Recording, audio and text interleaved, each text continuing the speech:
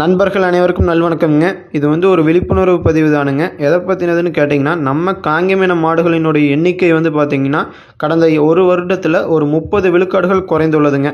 இது ஏன்னு கேட்டிங்கன்னா, நிச்சயமாக நம்ம முன்னோர்கள் காலத்திலிருந்து நம்மளுடைய இடப்பகுதிகளுக்கு, நம்மளுடைய நிலப்பகுதிகளுக்கு ஏற்ற மாதிரி, ஒரு கால சூழ்நிலைகளுக்கு ஏற்ற மாதிரி, ஒரு கிளைமேட்டுக்கு ஏற்ற மாதிரி ஒரு மாடுகள் பார்த்திங்கன்னா, அந்தந்த பகுதிகளுக்கான மாடுகள் பரிணாம வளர்ச்சி பெற்று ஒரு எவால்வ் ஆகி ஒரு தோற்றத்துடைய மாடுகளாக வந்ததுங்க.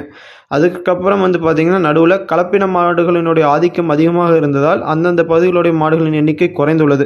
பட் இருந்தாலுமே நிறைய நண்பர்கள் பார்த்திங்கன்னா, ஒரு 4 கலப்பின மாடுகள் இருந்தால் கூட ஒரு 2 நாட்டு மாடுகள் வைத்து வளர்க்கலாம்னு சொல்லி அதனுடைய எண்ணிக்கை பார்த்திங்கன்னா சற்று அதிகப்படுத்தினார்கள். குறிப்பாக தற்போதைய சூழ்நிலையில் பார்த்திங்கன்னா, வெளி மாவட்டங்களில் இருந்து கிர்ரு, சாகிவால், காங்கிரேஜ் என சொல்லி ஒரு குறிப்பிட்ட எண்ணிக்கையுடைய மாடுகளை உள்ளே கொண்டு பதிவு செய்து சந்தைப்படுத்துகிறார்கள். அவை அனைத்துமே ஒரிஜினல் பிரீடா என்று கேட்டிங்கன்னா நிச்சயமாக கிடையாதுங்க. 80% மாடுகள் பார்த்திங்கன்னா கறவை திறனுக்காக உருவாக்கப்பட்டுள்ள ஒரு கிராஸ் பிரீடாகத்தான் இருக்குங்க.